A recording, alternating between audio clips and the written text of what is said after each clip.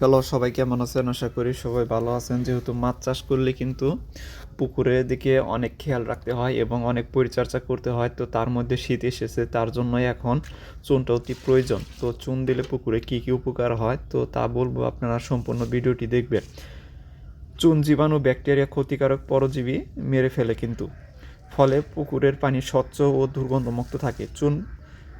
চুন পুকুরের মাটি ক্ষতিকারক গ্যাস যেমন অ্যামোনিয়া ও হাইড্রোজেন সালফেট ইত্যাদি নষ্ট করে। এতে মাটির তলা ভালো থাকে, মাছের জন্য নিরাপদ হয়। চুন ব্যাকটেরিয়া ও ছত্রাকজনিত রোগের বিস্তার রোধ করে। মাছের স্বাস্থ্য ভালো থাকে, মৃত্যুর হার কমায়।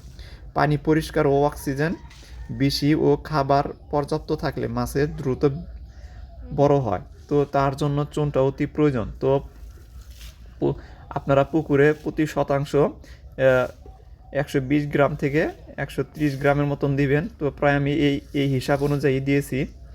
তো তারপরে এই চুনটা মূলত কখন দিবেন, ভিজিয়ে রেখে প্রায় দেখবেন যখন হয়ে গেছে, তারপরে যখন রোদ উঠবে, রোদ ওঠার সময় আপনার পুকুরের চতুর্পাশে এইভাবে দিবেন।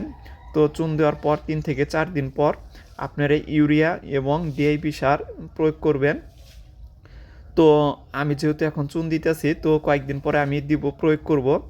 তো আপনারা এইভাবে পুকুরে মাছের জন্য পরিচর্যা করতে পারেন। তো সবাই ভালো থাকবেন, আবার দেখা হবে নতুন কোনো ভিডিওতে। সেই প্রত্যাশা হইল। আসসালামু আলাইকুম।